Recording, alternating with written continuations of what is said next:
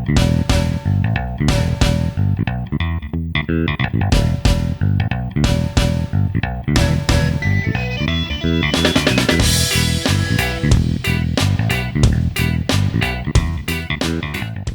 boys and girls. Welcome back. It is week 5 of the college football season, week 6 of the Carla and Crappy show. Hi, I'm Crappy in more ways than one. My friend Carla is right there. She is down in Tennessee, in Middle Tennessee, in fact. Yes. In Carla, is Murfreesboro still standing this week? Did anything get burned down? No, I joked about that they called for students to meet the buses on Saturday night. Yeah. And my office is perilously close Oh, to geez. Floyd Stadium. And so I was like, well, here's hoping my office is still standing on Monday morning. Everything was fine. That's good. But yeah. you did not get arrested at any point last weekend. No, I actually couldn't. I gave this much thought to like driving to Murfreesboro to meet the team. Like I really did think about it. It would be tempting. But 11 o'clock at night was a little too late for me. Okay, I understand. I understand that. Guys, we're starting us at an unusual place this week because 2 of our favorite schools, Carla's employer and my alma mater, were involved, which in what were hands down the 2 most interesting football games that took place last Saturday. And we're gonna, we always start with a look back, and we have to look back at these 2 games. Yep. Carla, the Middle Blue Raiders were to have a nice little South Beach vacation, and then something else happened. And then they decided to, beat the pants off of Miami instead. And really, I mean, they thumped Miami. It wasn't close. Like, and that's what's gotten everybody talking, right? Is the fact that they didn't just win the game. Like they dominated the game. The only stat that they really didn't dominate was time of possession and total yards. Miami actually gained more yards than Middle did. And Miami held the ball longer. That's because Middle was shredding them on big plays. I keep thinking that, South Florida is the land speed capital of college football, right? That has always been the reputation. And I was watching highlights on last night, actually. And there's middle receiver after middle receiver after middle receiver just running away from Miami secondary. Yeah. Yeah, and that's something that I'm not even sure that we knew that the receiving core was capable of. I mean, we've seen glimpses of it in previous games, and this was the game that we finally saw Chase Cunningham in the way that we've expected him to play for the last couple of years. He battled injury last year, got knocked out for a good chunk of the season, but you saw little glimmers of it last year, and it was just like the great scheme by the coaching staff for sure here, but it was just kind of like finally we saw everything put together from this offense. The defense has been good for a while, but Middle just hasn't had the offense to keep up with it. This year I think they do based off of what we saw. And that opening weekend loss to James Madison keeps looking better and better. True. I mean, James Madison just went and beat Appy State this weekend. Yep. So, and that's their only loss so far this season. But yeah, the Miami game was just bonkers. Receivers were consistently getting behind the defensive backs. Defense made huge stops, including probably the biggest momentum sucker for this Hard Rock Stadium was the goal line stand. Yes. Where they held Miami at the 2-yard line, and then on the very next play went for a 98-yard bomb. Talk about flipping the field, right? That would do it. That would. Yeah, I mean, more than 500 yards of offense. Defense forced 3 turnovers, including a pick 6. And I love this stat line. Wide receiver DJ England Chisholm, 2 receptions, 169 yards. How does that happen? 2 touchdowns. Average 84.5 yards per catch. Wow. Yeah. That's and the only other thing and I have to read this quote from Coach Stockstill. Please do. And something that you should probably know about Rick Stockstill is that he's a former quarterback at Florida State. Oh, wow. Okay. So there's something. There's a thing. There's a thing here, right? And his post-game press conference, he opened with a statement that included this quote. It said, "Coming down here, 26-point dogs, and kicking their butt like we did, because it was a butt kicking. There was no fluke to this. Mm-mm. Just really proud of our team. The toughness that we played with. We were the tougher team here tonight. Yeah. We never flinched, and that's what I'm proud of. Knock these suckers off." That's awesome. It's spoken like a proud coach, and perhaps someone with a little more personal reason that he's not going to discuss. Right. But I think you all know, he's a little Florida State guy. We all understand that. Yep. Up in Athens, Ohio, I should actually probably be upset about this. Because and you told me what the line was at the end of last week's show, and it was 21 or something like that. Fordham, FCS Fordham came into Athens, Ohio. I did not think after OU lost to an FCS school last year. I didn't suspect that there would be that this game would be as close. But my Bobcats nearly lost to an FCS school for the second season in a row. But what happened instead was a just unbelievable display of offense. I gotta like burn a copy of this on DVD for to AJ or somebody so he can play it over and over and over. There's no defense in this game. How upset can you really be?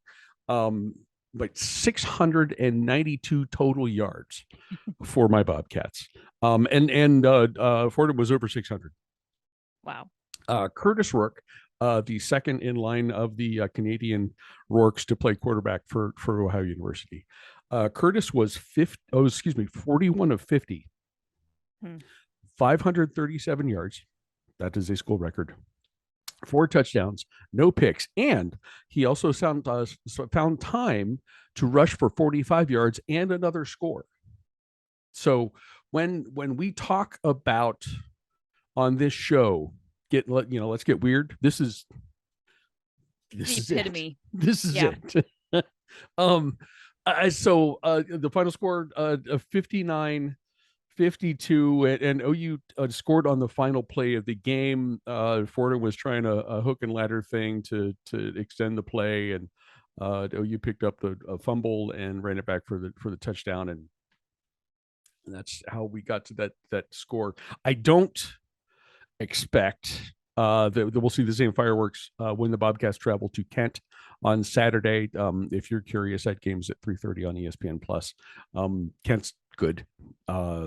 Kent pushed Georgia last weekend. Yeah, did. So I expect that game's not going to be as fun for me or as interesting. But Saturday, wow, against Fordham, that was amazing. That was it was amazing. And I have to do my the weekend was so bonkers I don't even remember what happened. Okay, please do. Like, got lost in the shuffle this weekend. Yeah. Not in the moment, but I totally forgot that this was a thing until I looked back at the schedule from this weekend. Yes. The doink heard round the world. I've never for Arkansas. I have never seen that. I am 55 years old. I have been watching football literally my entire life since before I remember. Never seen that. Never seen a field goal hit the top of the goal post. It's probably happened, in the especially college ball didn't go to the NFL really tall uprights until relatively recently in history, and that could be like 80s or something. So maybe it's happened, probably at some point, but how does that happen? Like, you should get 4 points for that. I mean, that's a skill shot. Oh yeah, okay, yeah. But you'd have to call it first. You'd have to call the bank. I would be good with that. You just like put like a little red marker on top of each upright. Mm-hmm. And if you hit one of those, not only is a field goal good, but you get the extra 1 point.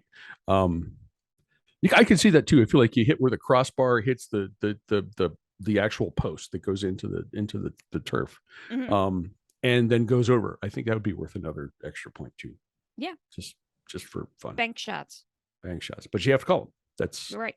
and it's instead of number 79 is reporting it's eligible. Arkansas's kicker has called the top of the upright shot. I like it. They But got it. I mean, you got to feel for that. I mean, That's everybody awful. just kind of Oh man. laughed about it at first, and then you saw the reaction of that poor kicker on the sideline, and Yeah. you're just like, your heart just broke. Yeah. Like, Yeah. That part was tough. And after a really good game too. it was. So yeah, I I didn't again. I was involved in an Ohio State's game in Columbus in person, so I didn't get to see all of this stuff live. I will just say briefly that I continue to be impressed with Ohio State, the progress they make each week, the fact that stuff is coming from contributions are coming from all over the place. Trey Henderson and Mayan Williams both had 100 yards rushing. Jackson Smith and Jigaba was held out of the game. So Emeka Egbuka with 6 catches and 118 yards and 2 scores. Cade Stover, the tight end, was a beast. 4 catches, 2 for touchdowns. It's the starting defense limited Wisconsin to a single touchdown. Before the backups came in the fourth quarter and gave up a couple scores. It's all moving in the right direction. If you're an Ohio State fan, if you're a fan of another Big Ten team, I'm not sure how you feel, but touche. We have time to talk about that. Yeah. Oh, and I mean, I was stunned that like you could have left the game in the first quarter. Like I didn't expect to see the score that I saw in the first quarter. It's Wisconsin. Like that's I expected Wisconsin to hang with them through the first half at least, and to see that when I checked the score after the first quarter, we actually I didn't put your game on at all because I saw that score and I was like, let's watch one of the West Coast games, and so we did that instead. Like that was stunning to me. I was pleased that I left at the start of the fourth quarter and was able to get a decent amount of sleep. Which is important when you get to be my age. A game that I did watch before I headed over to the stadium was Cornell hosting Yale. Yes, this is time for the Big Red Bears report.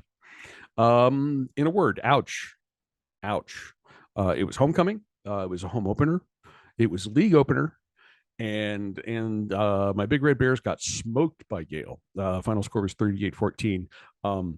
We were doing stuff in the house. So I wasn't like really paying attention. Cornell struggled to win the line on both sides of the ball. That doesn't get you anywhere. So they proceed on to Colgate this weekend.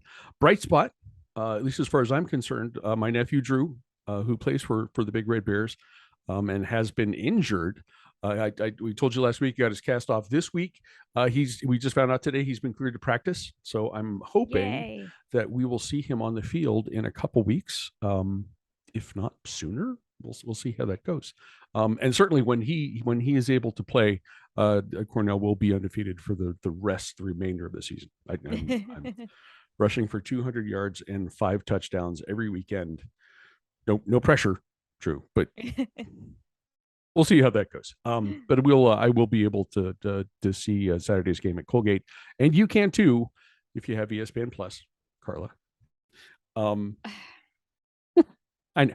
I have sources. Yeah, I understand that. And there are a couple of games that we picked that are ESPN Plus games, or they ended up there because did we know there's a Big 12 network?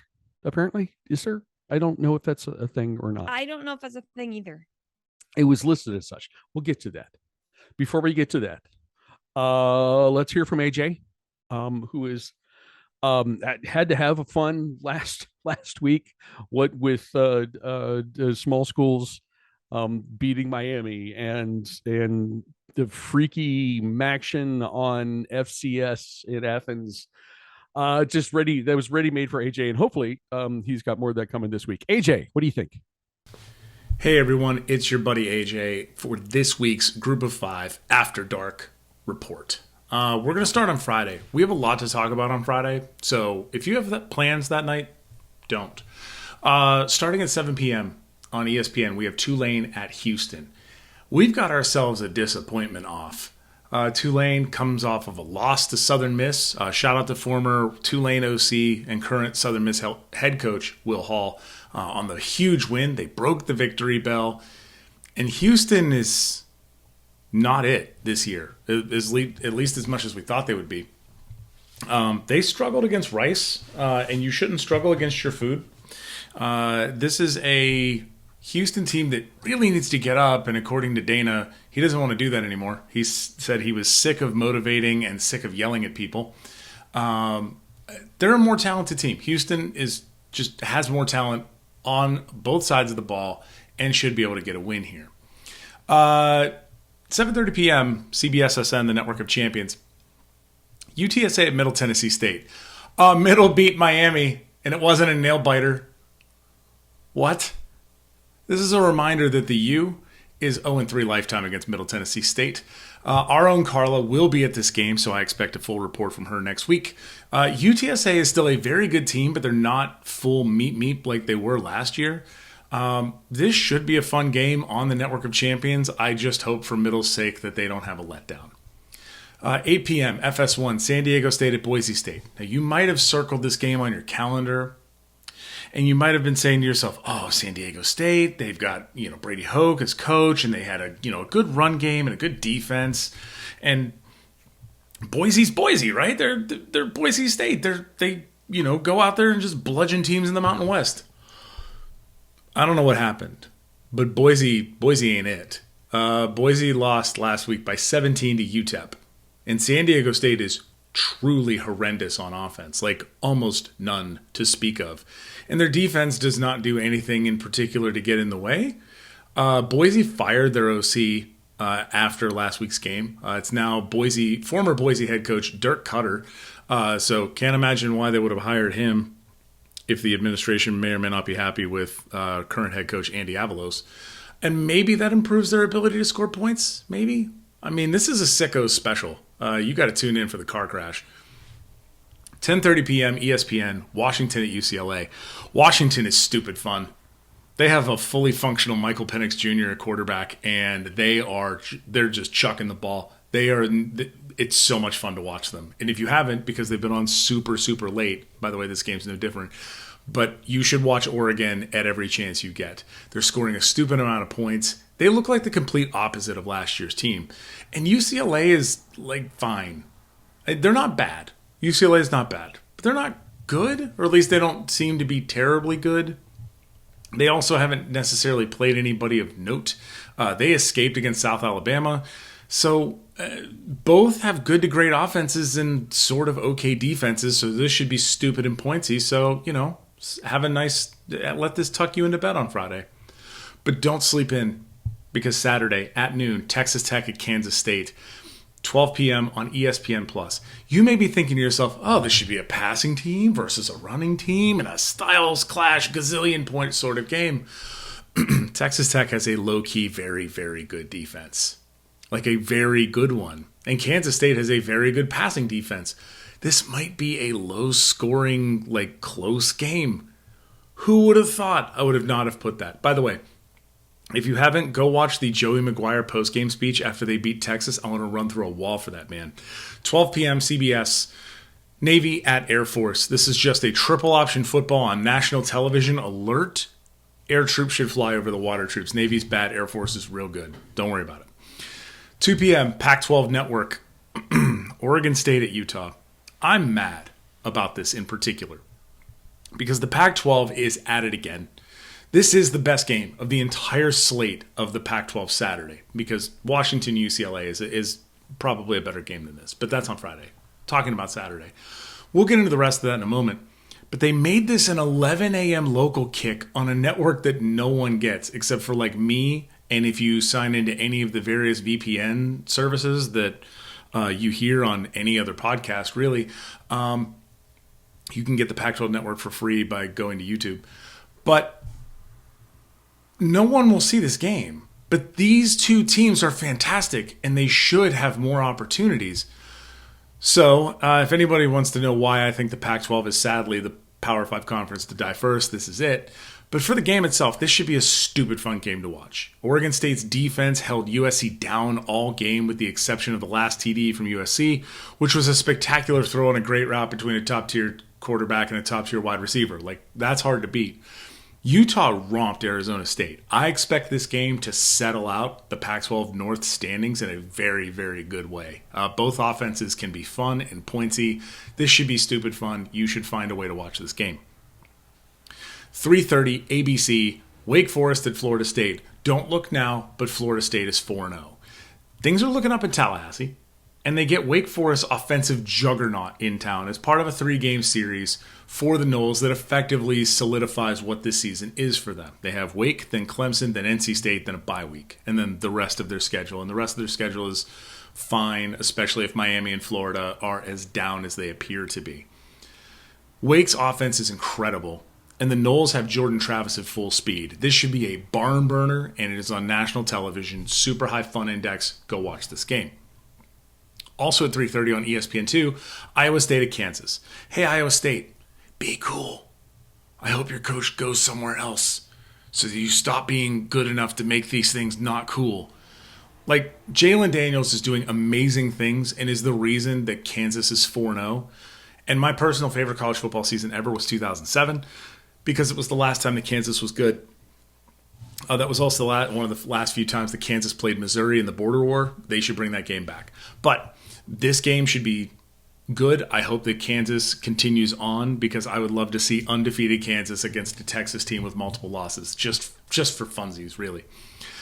4 p.m. ESPN Plus, Georgia Southern at Coastal Carolina. As of the time of this recording, which is sometime on Wednesday, this game is still on, even though Hurricane Ian appears to be on track to make that not the case. Oddly enough, if this game does continue to be played and it's rainy and gross, this actually favors Georgia Southern, not Coastal Carolina. Coastal Carolina is weirdly not running the ball well this year. I don't know why, because they had the sort of modern option with Jamie Chadwell and Grayson McCall, and they're just not running the ball that well. Georgia Southern, coming off of running the triple and importing a bunch of talent from the portal, has turned their team around and made themselves very, very good at passing. But they're still very good at running the ball too. So this should be messy, and I expect this game to stay on the ground. If anybody watched the NC State Notre Dame game from many, many years ago, where they played in an active hurricane, and Notre Dame tried to throw the ball, I expect both teams to know better than that. We're going to skip all the way down to 10:30 p.m. Arizona State at USC. This is the rest of the Pac-12 slate. ESPN picked this because USC is on TV, and they want to put USC on TV as much as possible. Arizona State is an absolutely lifeless program right now. Herm's out. They don't have the talent they need. It just feels like everyone's trying to get fresh air and not get hurt. And USC struggled with Oregon State. This week, they should just put up a highlight reel. This is going to be Jordan Addison catching balls off of DBs, just mossing people over and over again. If this isn't locked up by halftime, I'll be surprised. Also, in the Pac-12 at 10:30 p.m., Stanford at Oregon on FS1. This game currently has a 17-point spread in favor of the Ducks. But this game has not gone well for Oregon before, especially when they've been heavily favored. The analytics and eye test says that Oregon's defense is kind of butt. Real bad. And in a way that I don't think most people are noticing, because Oregon can still do Oregon stuff and score a bazillion points. The Bonix Chaos God reigns supreme once again. Stanford's running a much more up-tempo offense, and in fact, they were top 5 recently in the past few weeks in terms of plays per game. So they've been trying to go faster. The whole intellectual brutality is out the window. So I expect this game to be a lot more fun and closer than expected. That has been this week's Group of 5 After Dark report. I hope that the Pac-12 network does not become a higher feature in these. If you would like, you can read about the Pac-12 scheduling on the internet and how they pick that out. It turns out that you have to be on the Pac-12 network a certain number of times per year. Weird. That's been this week's Group of Five report. We'll see you next time. Thank you, AJ. We appreciate it as always. And I'm hopeful Saturday is another completely lazy Saturday for me. So I'm just going to overdose on your games and our games. And there are a bunch of games. Again. It's just it's interesting. And perhaps we learned this from AJ that you kind of look deeper than just like ranked on ranked. And there's a bunch of fun stuff on here. And enough that we are going to go no huddle speed round once again. Ready? I'm getting this third week in a row. Like we better be in, like, this is like 2-minute drill stuff. Like better be in gear. I think, mid-season form at this point. It's got to happen. We're going to start on Friday. Carla, yes. At Johnny Red Floyd Stadium in Murfreesboro, Tennessee, with Carla in attendance on a blackout night, 7:30. Folks, we can watch this on a CBSSN, the Network of Champions. It is Meep at Middle. To translate that for people who may not be aware, the University of Texas at San Antonio is at Middle Tennessee State. UTSA is favored by 4. I scoff at that line. The AJ Fun Index is a solid 63. Mm-hmm. I'm going to go first here. I'm going to go first because this one is all you, especially since you get to see it in person. Will there be a hurricane hangover? Not as long as Middle didn't stop at New Orleans on the way home from the game last week. The Raiders will keep their momentum rolling, and they will dispatch Meep on Friday night, and hopefully Murfreesboro will be no worse for the wear when the game is over. You got to be stoked to go see this in person.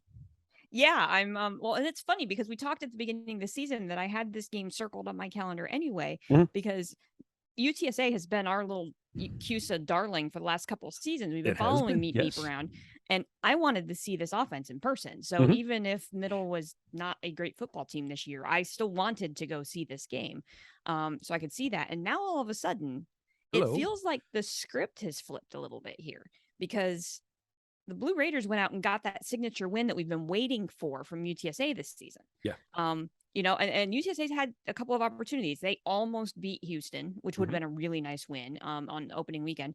And then I picked them to potentially be an upset win over Texas. And they hung in that game for a while, but it wasn't as close as what I thought it was going to be. My initial concern, like early in the season, was that Middle wasn't going to have the offensive firepower to keep up with Meep. I don't have that concern anymore after seeing what I saw last weekend. Defensively, Middle's the better team here. But I think this game could become a shootout. The one thing that's really interesting from somebody who's like on campus every day now, is that there's actually some energy on campus about the win. And that's not something that we felt both between the pandemic and the fact that, Middle football's not been where we're used to seeing it over the past couple of seasons. And students are actually talking about this game. They've called for the blackout, distributing shirts ahead of time. There's even a faculty tailgate, which is what we're going to. I expect there to actually be like a serious atmosphere at Floyd Stadium on Saturday night. And the kicker here, Kevin Byard's number is being retired at this game too. Ooh, okay. Tennessee Titans player. Graduated from Middle. And so he's going to be the second number ever retired up on the press box. I see the drape is over where they're going to, roll that up on Friday night. I'm going to take the home team here. I really think that Middle can pull this off. And if they do, I think we need to start thinking about why not us? Right now, there's still a huge test coming up against Western Kentucky in a couple of weeks. Right. And they're still a really, really good team in the CUSA. So there's the season's not over with this, but this would be a really nice win for Middle and would keep the momentum going. And I think this team is believes again they can win. Okay. I'm going to take the home team here in what could be a shootout. This could be a really, really fun game. I think either way it's going to be a fun game, but I think everything is stacked up in Middle Tennessee's favor here. So I'm going to enjoy watching it. And Carla, I hope you do too. I think we're in like one of the end zones, I think is where all of our faculty tickets are. Okay. So keep an eye for us. Maybe I'll try to take something. You'll be wearing black. Carla, Carla because we're will gonna be be the wearing one in black, black. so I'll have to like hold something in the air or something so you can. Okay, we have a few more games to talk Just a few. about. These are all Saturday from here on out. I should note there are a couple ACC games in this list that could be changed, postponed. The Hurricane Ian is going to be through the area by Saturday, through Florida by Saturday. May not be. It may be going up the coast. You don't know. So there are our nod to the we have no idea of the past couple seasons. Weather could be a thing. We have no idea. Just, and be they've already flexible. moved 2 games. I don't know if you saw that. As of Tuesday nights, South UCF, Carolina, yeah, UCF and I wrote it down. UCF and SMU was supposed to be played in Orlando. They moved that game to Sunday. Eastern Washington at Florida has also been moved to Sunday, and those are the 2 that have been moved so far. But I would expect there to be more. I think South Carolina and maybe it's South Carolina and South Carolina State or something. Yeah, they moved to like Thursday. I think. Yeah. So there's some juggling. There may be more. We'll all be okay. Yep. Noon, big noon. Number 4, Michigan at Iowa. Michigan is favored by 10.5 points. The AJ Fund Index is a painful 42 points. Carla? Ooh, the big question here is how does this new Michigan offense that you've gone over in detail here, how does this new Michigan offense handle this Iowa defense? Right? That's the storyline here. You don't have to worry about the Iowa offense. They're averaging less than 250 yards per game. Like, yuck. I really want to think that Iowa can make this interesting defensively, but it's a noon kick. Like, as long as I was playing at home, so you would hope, like, if this was a night game at Kenneck, like, okay, like we've got some atmosphere, we got some stuff going on. It's a noon kick. As long as Michigan can put up 18 points, I think they're fine here. I the thing that was refreshing, and noticed this on Saturday. Maryland went into the big hole last weekend and ruined pretty much every single one of Michigan's shiny averages that they had amassed playing no one in the first 3 weeks of the season. Yeah. They made Michigan look beatable, mortal, which my brain just combined into mortable. So I'm going to use that's a word from now on. Michigan looked mortable after that game. I think Michigan is clearly the pick here. If it's tight in the fourth quarter for some reason, turn it on, because yes, the Michigan's offense has looked good, but they have a guy who's going to be starting his very first Big Ten game on the very big first road game. I'm going to take a moment here and remember how to speak. Okay. And you don't know how he's going to react to that pressure. You don't know how he's going to react to getting smacked, because he's going to get smacked against his defense. So this is check the score in the fourth quarter. And if it's tight, turn it on, because we'll see what the kid is made of, as he tries to navigate Iowa's defense. Also at noon on ESPN, number 7 Kentucky at number 4 Ole Miss. Mississippi is favored by 6.5 points. The AJ Fun Index is a not quite as brutal 54.5 points. Carla? I present to you this week's We Have No Idea game. Statistically, Kentucky's got the slightly better defense here, but they're also fairly one-dimensional on offense. It's kind of Will Levis or bust, which is shocking that Kentucky doesn't have really a run game, since there's been so many good running backs over the last couple of years that have come out of Kentucky, and it's just not there this year. Ole Miss really hasn't been tested yet this season. Kentucky had the huge win over Florida in the Swamp, but then struggled a bit last week against Northern Illinois. Yeah. It's like, Yeah, so really we have no idea. I lean defense and say Kentucky's at least gone on the road, played a difficult road game. Has the better defense. Maybe this is that maybe question mark. Kentucky. I'll stick with blue. I'll go with the blue theme. Okay. And say Kentucky, but I don't feel good about the pick. Okay, that's good. You know how this year's Fansville campaign, it seems to be about all of the changes in college football, and everyone's all upset. All stuff is different. Yes. Here's another one. I think Kentucky's going to keep itself in the mix for an SEC title, SEC East title at least. And it's not basketball season. That doesn't start for weeks now. I think the Cats get a road win here. And they will keep that dream alive. This is the game that was apparently being broadcast on the mythical Big 12 network. For the rest of us, it's on ESPN Plus. It is also at noon. It is Texas Tech at number 25 K State. The Wildcats are favored by 8. AJ Fun Index is 57.5. Both of these teams had huge wins. Yeah. Last weekend. Does anyone have a hangover? How's that going to go? That's a great question. I mean, I have that in my notes. Which of these teams is going to have a bit of a hangover? And more importantly here, which Adrian Martinez and Kansas State offense are we going to see? The one that throttled Oklahoma. Yeah. Which, I mean, gives you some question as to, where was this Adrian Martinez when he spent 17 years at Nebraska? I mean, he just looked like a completely different player. Yes. Maybe that's a bigger indictment as to what was going on in the Nebraska program. You can't help but think. Yeah. But man, he looked good. Yeah. But this is also the same team that lost to Tulane the week before. Mm-hmm. Right. And so it's which Kansas State offense are we going to see? I love when Kansas State is in the mix because that's my Big Ten chaos theory, right? Like, and Kansas State, Kansas State is my team in the Big 12. Like, I've liked them for a long time. Right. And so I love it when Kansas State is just kind of being that annoying, playing the role of Wisconsin, right? Mm-hmm. Wildcats can be annoying. Jeez. Texas Tech beat Texas. Huge win. But Texas was on a second string quarterback, right? So it's just one of those. It was a huge win. Is there going to be a little bit of a hangover here? I like the fact that K-State's playing at Little Manhattan.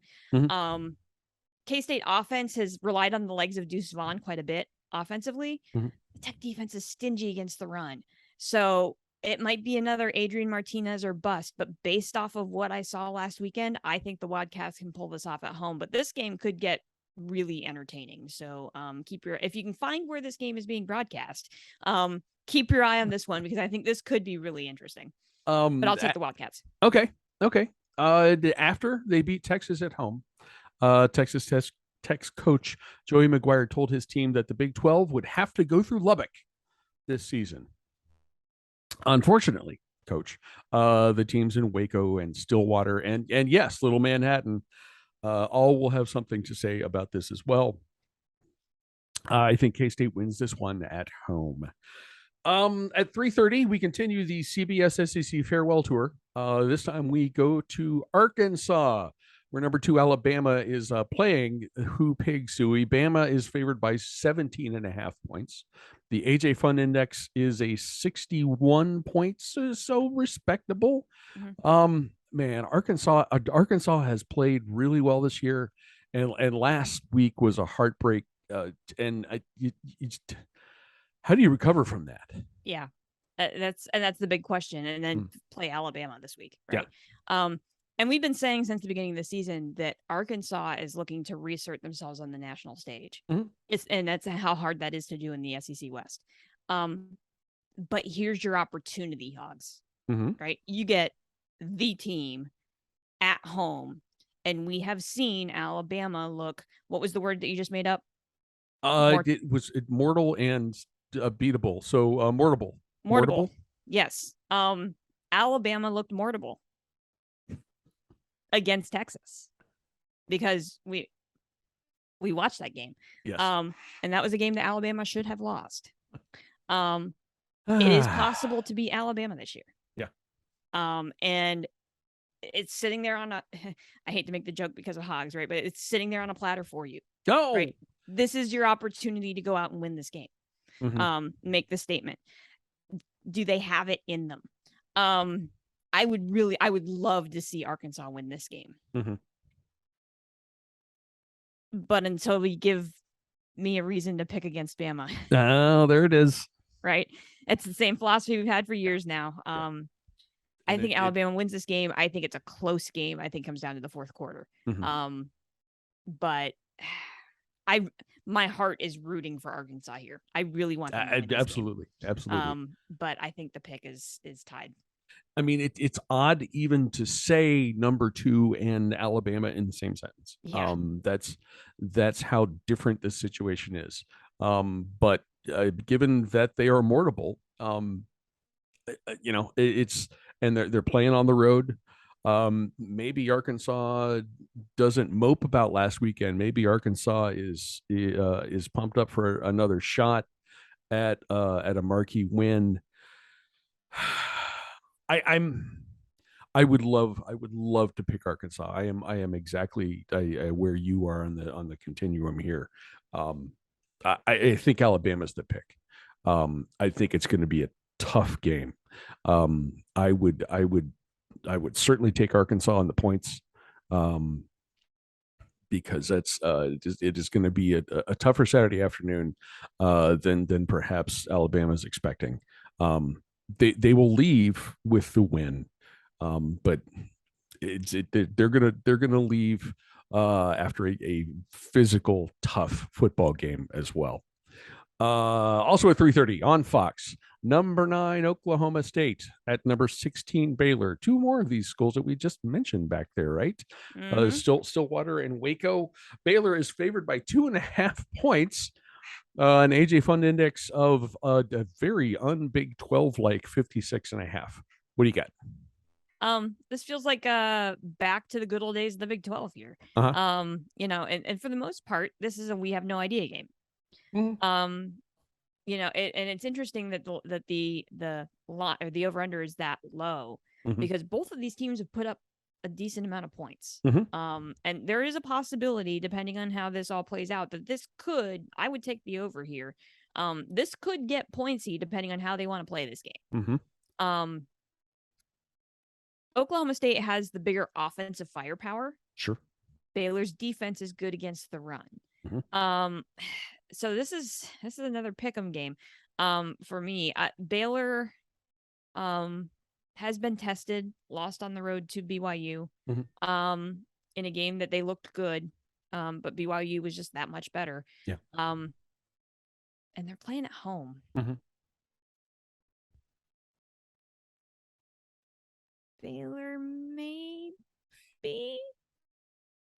I don't know. Oklahoma State hasn't been tested. We don't know. We don't know what Oklahoma State is. We really don't. And Spencer Sanders has great numbers, but against who? Mm-hmm. Right. So I'm going to go with the known entity here and say Baylor finds a way to win this game at home. But if it was in Stillwater, I'd probably pick Oklahoma State. Okay. As I just said, these two teams will have something to say about who wins the Big 12's last Big 12-ish championship before the conference becomes the Big CUSA or Big Sun Conference USA or whatever it's going to become. Right. After the departure of Texas and Oklahoma, you have to take Spencer Sanders seriously. He's one of those guys like Wisconsin always has, a quarterback who's been in playing college football for 15 years. Yeah. He can probably call his own plays better than his coaching staff can. And he runs the Oklahoma State offense like a machine. And that has been the case, but against not much competition, as you noted. I think defense wins championships. That's the cliche. Mm-hmm. It can also win games. It doesn't necessarily have to win a championship every week. So the Baylor's strength on that side of the ball, coupled with the fact that Baylor is playing at home, Baylor has been tested, tough games, both wins and losses. I am a little bit less ambivalent about this than you are. I think Baylor. I'm pretty comfortable with picking Baylor to win this game and beat Oklahoma State at home. Also at 3:30 on ABC, number 22 Wake Forest, and man, you feel bad for Wake Forest. At number 23 Florida State, the Seminoles are favored by 6.5 points. The AJ Fun Index is a definitely fun 66 points. heartbreaking to see Wake lose that game against Clemson in overtime. And then, man, you've got to come back and deal with this, right? Right. And there's a lot of things at play here too, because if this game is played on Saturday and the Hurricanes should be well past Tallahassee by that point, but you got to wonder what kind of condition the field's going to be in. Yes, you do. Right. So the first thing in my notes is weather could be a factor here, even if it's not. It might still be raining. This game could be really sloppy. Both of these teams have really spectacular offenses, but you have to look at the potential of this being a sloppy mud fest. Yes. And if that's the case, Florida State's got the better run game here, right? Because we've talked about Wake living and dying on the arm of Sam Hartman. Yes. And they almost beat Clemson on the arm of Sam Hartman last week. So if the weather is okay and this is played on a relatively dry field, Wake could pull this off. In fact, I would lean Wake here. I don't think it's going to be a dry track. It's going to be Tallahassee.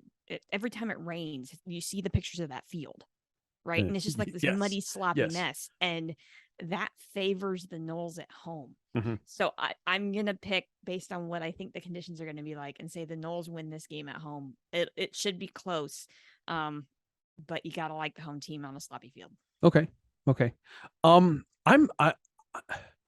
In a way, outside of my own, rooting interests, I think Florida State's might be the most interesting team in the country. They've been Florida State is never short on talent.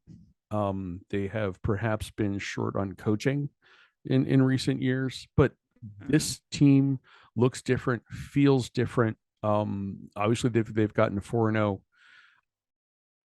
The next 3 weeks will tell you everything.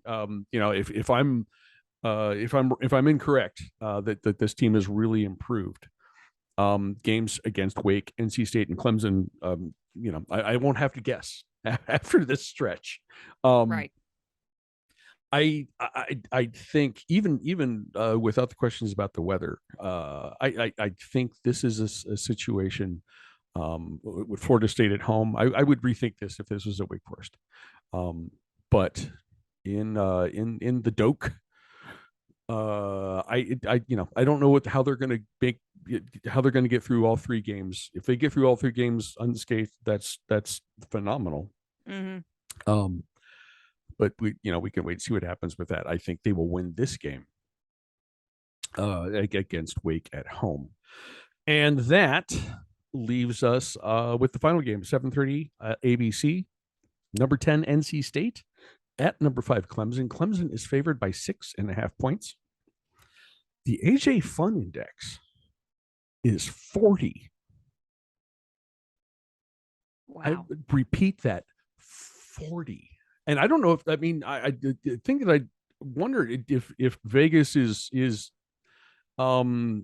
taking into account weather possibilities, because by Saturday, the hurricane's going to be further north, and this could be directly affecting this game. We know from past experience, there was a Clemson Notre Dame game 6 years ago, where with a hurricane nearby, and they played it. Yeah. And they played it in a steady driving rain that did not let up the entire game. So, given that, Carla, what do you think? The first line here: weather could also be a factor in this game. We already talked about this. Needed a late fourth quarter drive to tie Wake, force overtime. Ended up going to double overtime, winning that game. Clemson secondary, non-existent, torched for most of the game. Something's burning. Can you smell it? Something burning? Yeah. And that's they gave out 6 touchdowns.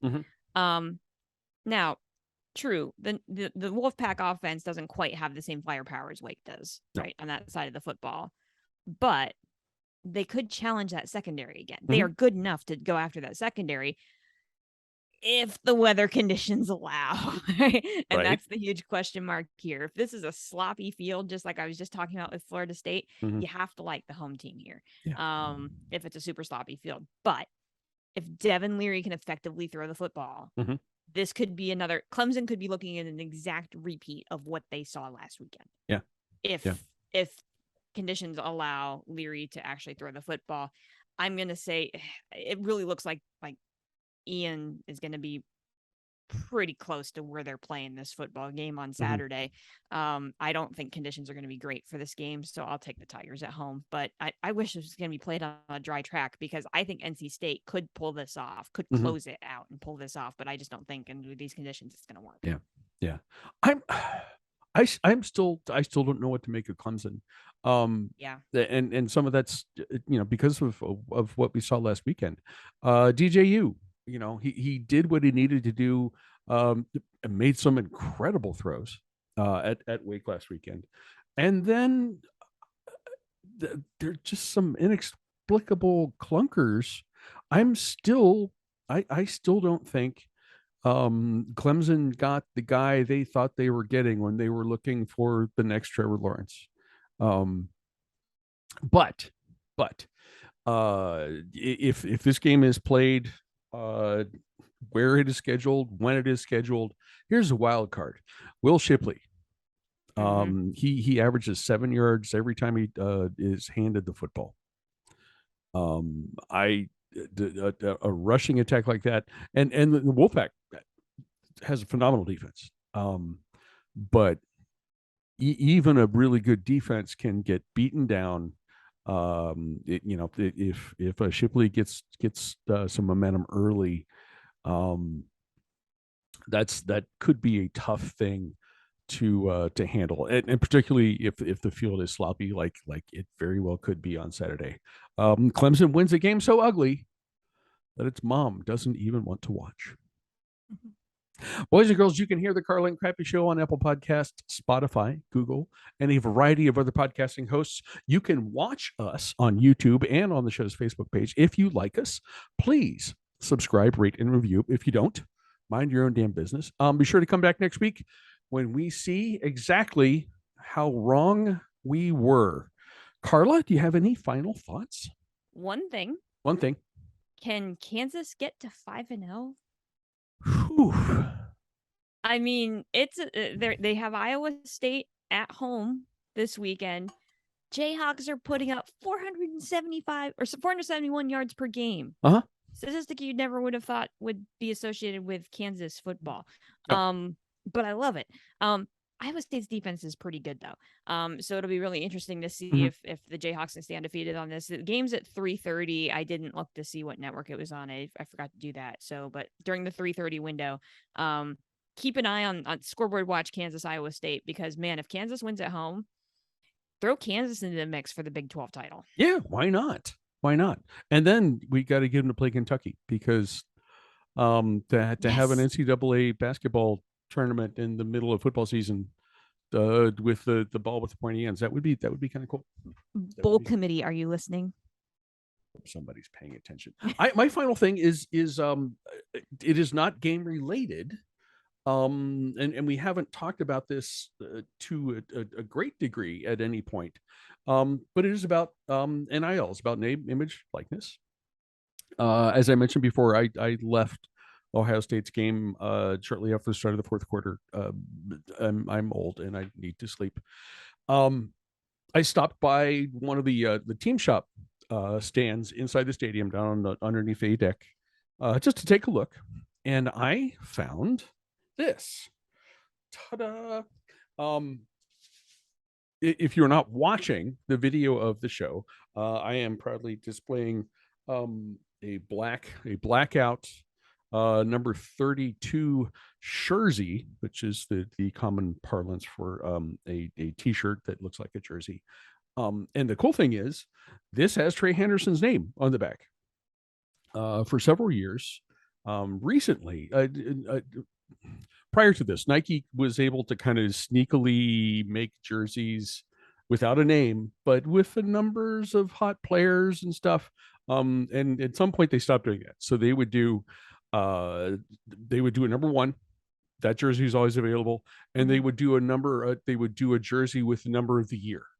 So, if Ohio State's quarterback is number 16 and it's 2016, Yeah, you can get his jersey, but Right. but there's no name on the back. Nothing. This I noticed looking at Ohio State's team's website, you can now buy a player's jersey, name and number, for pretty much anyone. Um, not sold like through Fanatics or anything, but through the university's gear shop. Mhm. And then they had this, the Trey Henderson shirt. They had a Jackson Smith and Jigba shirt, the number 11 as well. It's interesting, and I think probably good that players are able to make a little money. I mean, and the guys who have jerseys for sale on OSU's site, I'm not sure that anyone besides their family. Yeah, this goes well beyond the starters, well beyond the recognizable names. But so I mean, get a little pizza money. That's awesome. And guys like guys like Trey Henderson or the folks with more recognizable names, they're obviously doing other things with NIL. But from a fan standpoint, it is kind of cool to be able to pick something up like this for the first time without having to do shady deals with bootleg jersey makers in other countries. So take a look around, and maybe you'll notice stuff that is different about what kind of gear, if you're into that sort of thing, what kind of gear you can buy. And maybe you can come across something with your one of your favorite current players on it. Sort of cool. And it just and the thing that I'd noticed. Yeah, it's a frustrating thing right now though, in the fact that every state's laws are different with NIL, and there wasn't a clear, consistent ruling across all NCAA schools, which would have been really helpful. But instead it's on a state by state basis. And in fact, Tennessee actually just changed their NIL law so that now, if I understand it correctly, and I might be misstating this, but in the state of Tennessee, employees of universities are able to assist in helping student athletes get NIL deals now. Okay. And that's a huge shift because it's not that way in every state. So originally when the NIL legislation was passed here in Tennessee, the students were on their own. Yeah. That the athletic departments and anybody that worked for the university had to be hands off. And that wasn't allowed. They just changed that within the past several months so that now athletic departments can get involved. So it's still a wild west out there. There are some really interesting perks like you're talking about. Yeah. But there's still a lot of uncertainty and just kind of figuring out how this all works. But yeah, it's a game changer. It really is for the athletic, particularly for non-football sports, non-rev generating sports. It's a huge deal. I'm curious about can I go buy a women's hockey jersey with a player's name on it or something? You should be able to. That's something I would look into. I would assume, and I don't know the specifics of the state of Ohio's laws, but I would assume because these are listed on and only on the university's merchandise site, that it is no problem for the athletic department to get involved with helping these guys out. And I think I've read references about Ryan Day saying, we have these people who are available to help our athletes, and be on the football team even to make a little money where they can. Folks, that is all we have for you this week. We are looking. This college football season has been nuts. It seems like they all are, but something about this one that is. It's extra entertaining. I don't know why, but we keep coming across these crazy weekends, and we are hoping for more on Saturday and on Friday night as Friday. well. Yes. Carla, I'm for all the bees. I'm for all the bees this weekend. I am for the Blue Raiders. I'm for the Bobcats. I'm for the Buckeyes. I hope you have an awesome time at your blackout game against Meep on Friday. Yes, keep an eye on Twitter. I'm going to try my best to do some live tweeting from Floyd as long as I can keep a cell signal. So, so cheers. Absolutely. Cheers. Cheers to the Blue Raiders for last weekend and for this. Cheers to you guys once again for listening, watching, all of that stuff. Have a great college football weekend and come back here next week when we will do it all again. Thank you, everybody. Beat Michigan. Cheers.